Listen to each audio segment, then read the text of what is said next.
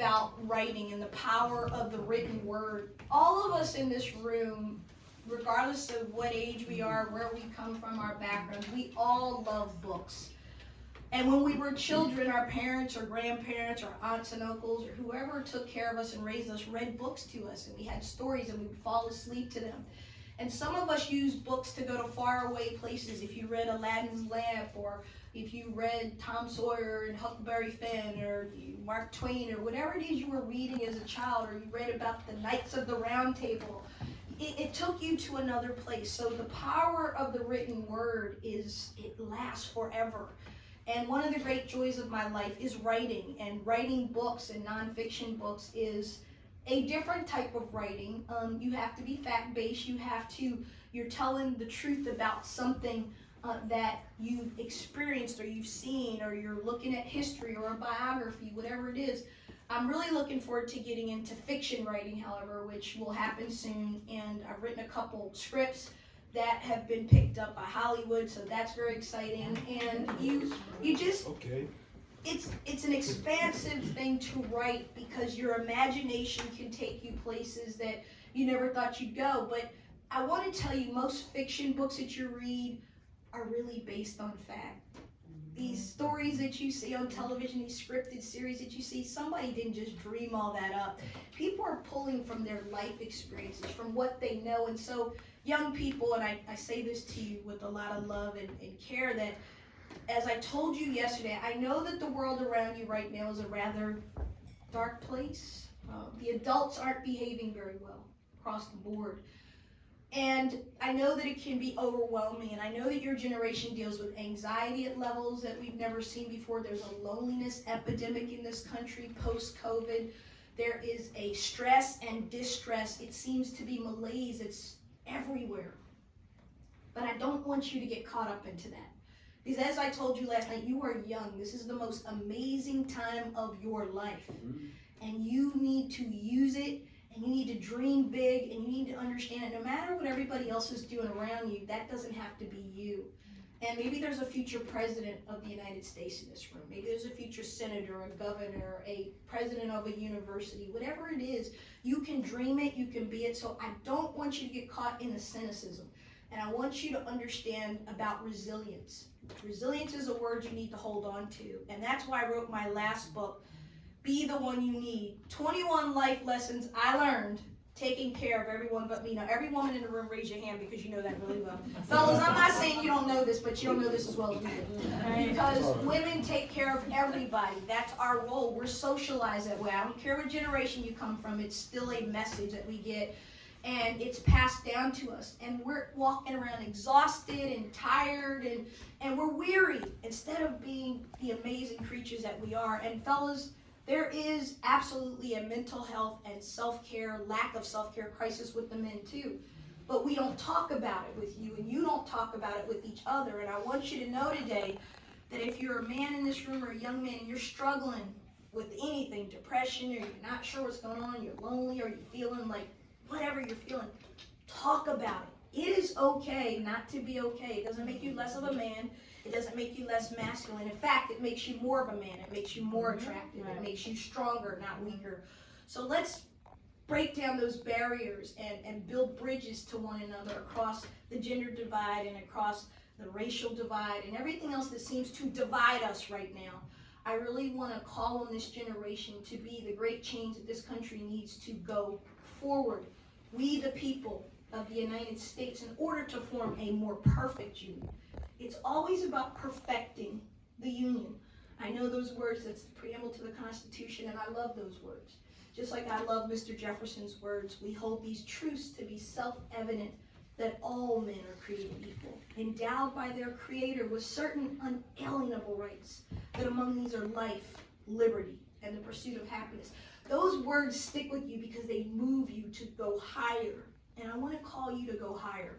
So I'm going to read to you a quote from my first book, and then I'm going to give you 3 lessons, and then it's yours, and then you can eat, and then we'll raffle off the books, and I'll hang out a little, I'll take some pictures, and we'll autograph the books, and then we'll move on. This quote that I found And it's funny when you write things and time goes by, you forget that you wrote them. Oftentimes I'll see things on social media and I'll say, man, that is a good quote. And somebody will hit me back and say, dummy, that was in your book. I'm like, I'll like someone say, this is really good. Who wrote this? They're like, you? I'm like, oh, that's good. So I thought that this was good for setting the tone of what we're trying to talk about the power of the written word. And this is from my first book, Black Woman Redefined, Dispelling Myths and Discovering Fulfillment in the Age of Michelle Obama. And the center force behind it is, and I was telling the young people last night, that if you're old enough to remember the 2008 New Yorker cover with the Obamas on it, and they had Michelle Obama had an afro and a machine gun on her back and a dashiki, and then Senator Obama had a turban on his head, and he looked like, you know, he had just come out of a mosque of worship, and that was the cover of the New Yorker, and that cover set off a firestorm.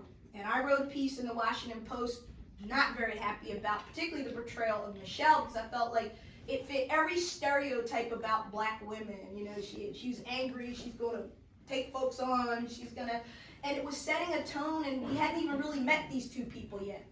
And then the post went viral in the Washington Post, and the next thing I know, publishers are calling, I have a book deal, and it goes on from there. And that's how your life can change, because I was passionate about something. A lot of folks said, you can't write this. I said, oh, I'm writing it. And I wrote from a place of, I was not pleased, but I put together my thoughts, and I did an outline. Remember that outline I taught you? Write down your thoughts.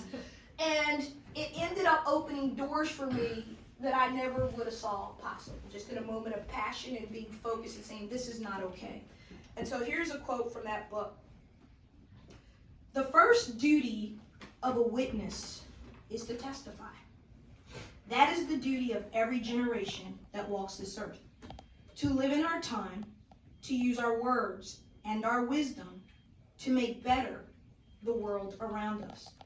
We do that by being truth tellers, eyewitnesses, custodians of the story we live, and by being those who are willing to use our voice through the power of our pen. So again, understand that what we're teaching you here as your professors and judges of your essays, it's mechanics, it's form. But what really matters when you're writing is soul and heart and perspective and lens and what you've lived. Tell your stories, because in telling my stories in all my books, I inevitably get letters and emails and posts, or people write to the publisher and they say, this book saved my life. I was at my end, and I didn't think anybody else was dealing with what I'm dealing with, and I didn't know anybody else had experienced this too. And again, it connects us. Writing connects us. It leaves something long after we're gone. And so with that, I want to give you 3 of the life lessons that I think will help you. Now, I took these because, again, the focus is on the emerging leaders. The book, don't worry about that pin, it's all good. The book is broken into 5 sections. The first part is notes to my younger self. You are who you need. Now, I'm going to talk to the young people, but us older folks in the room can benefit from this too. So in notes to myself, it's me reflecting now as someone who's definitely at midlife, back on my youth when I was your age. And what would I go back and tell my 19-year-old self, or my 21-year-old self, or my 25-year-old self? I think all of us would tell ourselves some stuff, because we know things now, right?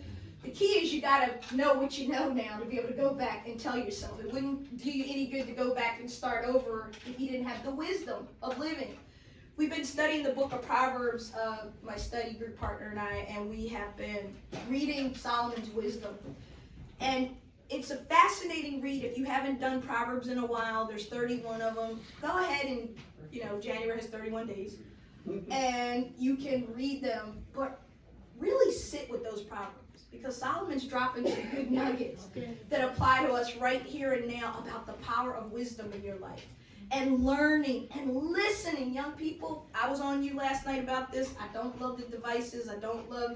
It's not your fault. We gave it to you. We did it. But being connected, talking to another human being and listening, and just sitting and being still and being engaged, that's how you glean wisdom. Listen to your elders.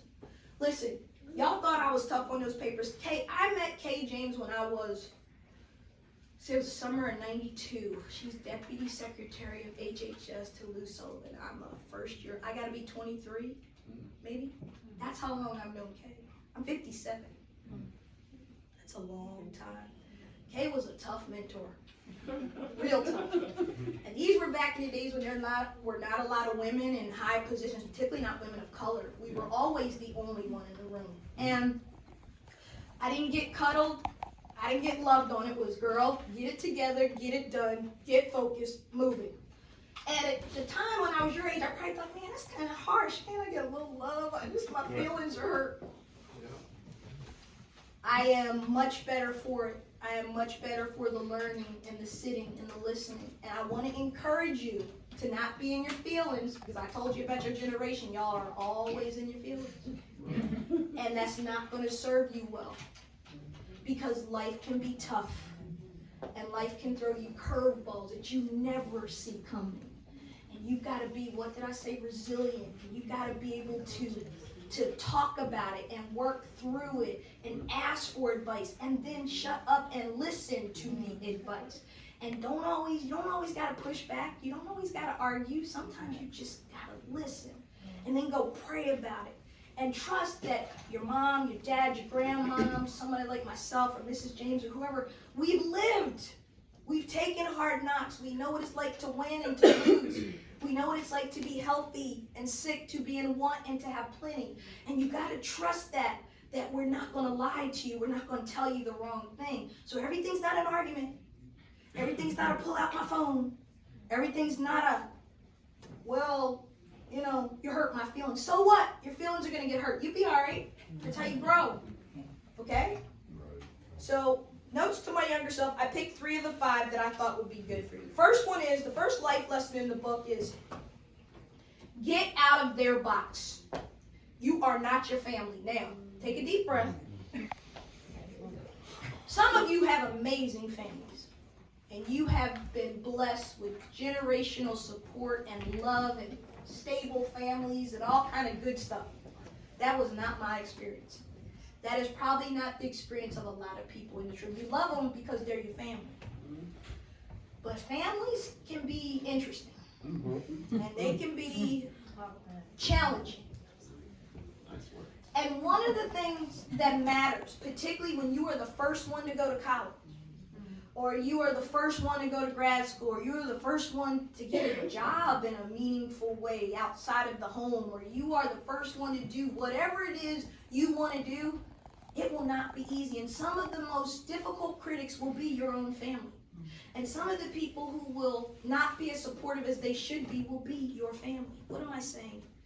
Families are complicated. But I want you to know that your job is just to be a love bug. You love everybody you love. You listen and you love, but that does not mean that you have to repeat the patterns that have come down through generations. Alcoholism is a big thing in my family. I made a decision early on, seeing the antics that went. I hated the holidays. I hated them because I knew what was going to happen.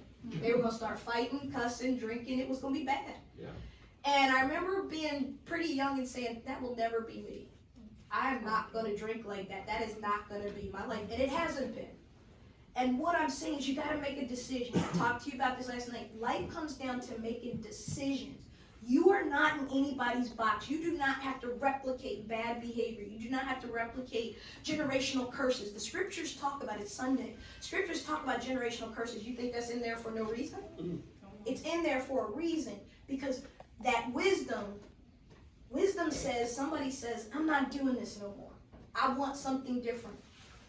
Jordan, we talked about this, right? I'm going to call you out because you and I have similar backgrounds, difficult families, difficult childhoods, and that's not us. And we just made a decision to be different, to live a different life, to walk a different way. So that first life lesson, and I think all of us can glean from this, is you are not in anybody's box. You are not what they called you when you were growing up. Every one of you had a name in your family. Every one of you did. Everyone had a position. I'm the oldest, luckily for me. And you're the smart one. You're the skinny one. You're the quiet one. Oh, that's my troublemaker. You do understand when you get those labels, you answer to those things, right? And you don't just answer to them when you're a child. You answer to them throughout your entire life, whether you know it or not. I call them tapes that we play in our head. We play those tapes. In our highest moments, we will still hear that voice. You ain't gonna be nothing. You're just like your dad. Whatever it is, that negativity, get rid of that. You are young with everything ahead of you. You get to choose your destiny, not somebody else. You don't have to take in those negative words. You don't have to take in the name they gave you. You define you for you. Okay? So get out of their box. That's number one.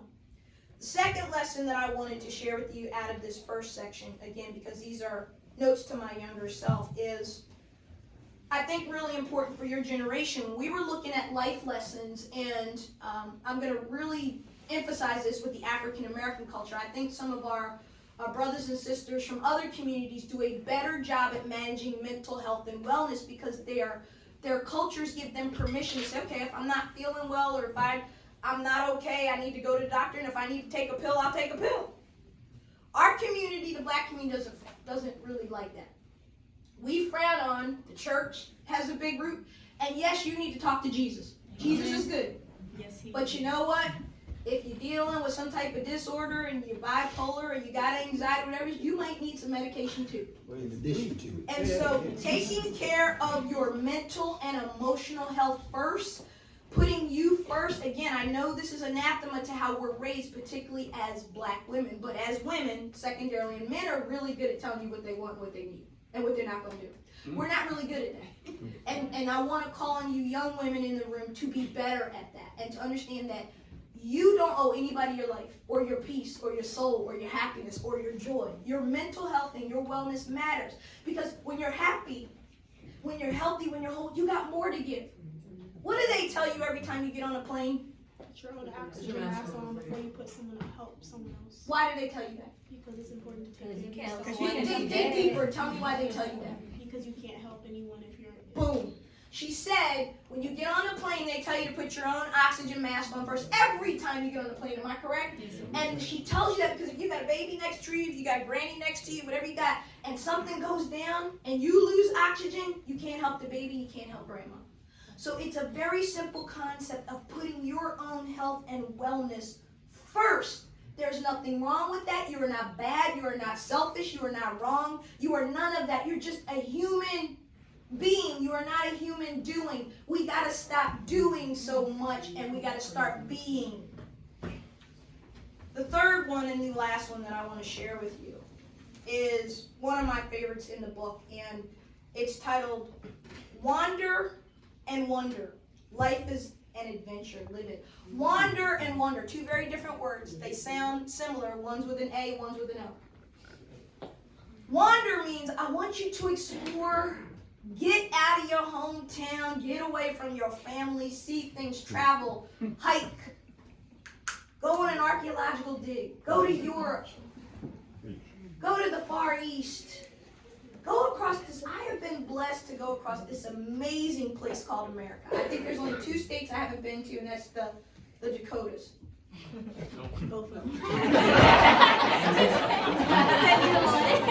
I want to get there because I want to see Mount Rushmore. It's on the bucket list.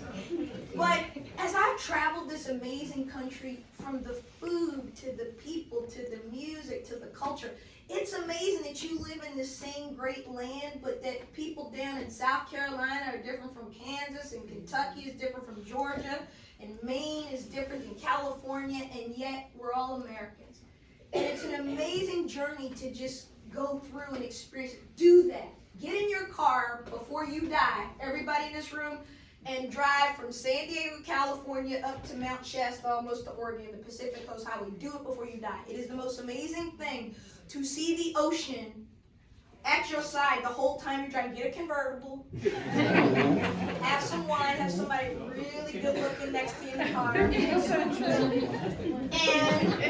just look at the amazing splendor of that coastline. There's nothing like it. And it's little things like that. Go to the Grand Canyon, and if you're brave enough or dumb enough, whatever one, go walk out on that glass thing that they got at the Genesis. I'm going to go do that. I'm making a joke, but I'm telling you, wander, explore, uncover, do something different. It matters. It opens up your mind. What did I tell you? Think differently. Learn to think differently. Be conscious of what you want and what you need and how you feel. And then the wonder part. What does it mean to wonder? Talk to me. Well, to wonder means, in my idea, like when you take your time to really explore what's around you and your surroundings and take heed to what you see and not just be there, but to physically like be there and I told you they were smart. Wonderment. To be in awe. We need more awe in our world. We need more of it because, boy, we're lacking it. We need more shock and awe, like, wow, this is beautiful, this is amazing, this person has a wonderful soul, or I am blessed with what I have, and the fact that I have an opportunity to have more, and to do more, and to be more. I want you to really remember those two, wonder and wonder, because they're really important. We need more of that. Put the devices down, young people. Put your devices down. Make yourself disciplined enough to have your own schedule. You don't need mom and dad to tell you what to do. You're grown folks now. You're at college, you live on your own, you're working, have a time when you look at your phone every day, and have times when you put it away and you pick up a book, not a book that you have to do schoolwork, but or give yourself a mental time out. Because as I told you last night, that Microsoft study is troubling. Back, when I was in high school, back in the dark ages of the 1980s, as I mentioned or so, Microsoft did a study that said that the human attention span was 1 minute and 30 seconds. Fast forward to today, just a few years ago, it's under 10 seconds. And that's because we didn't have devices that, I know it's hard for you to believe that we did not have phones. We did not have phones, am I right? We didn't have phones. We had typing class, typewriters. And so when you get frustrated with your parents, your extra parents, and your greatest generation grandparents, or your baby boomer grandparents rather for you, remember they didn't come up with the same, their brain doesn't work as fast. Different, it's a whole different experience. So wonder and wonder. I'm going to end with this. There are 3 questions that I ask in the book that I'd like everyone to ask yourselves, not just today because I give them to you, but throughout your weeks and your months and your years, and just, it's a way to center yourself. And ask yourself, when is the last time you said, self, what do I want? What do I want? Not what my kids want, not what my spouse wants, not what the job wants. What do I want? When is the last time, on a show of hands, you asked yourself, what do you want in this room? I can't remember. Not very many, and it was mostly young people. I think I saw 2 people who seemed to be a little bit older raised their hand. What do I want? The second question I want you to ask yourself is, what do I need? Because wants and needs are different. What do I need? Need is a deeper thing. It's a deeper call. It's a deeper, what do I need to be happy in this life? What do I need for me? What do I need to feel like I know my worth and my value, that I'm contributing something to my community, to my family, to my country, whatever it is.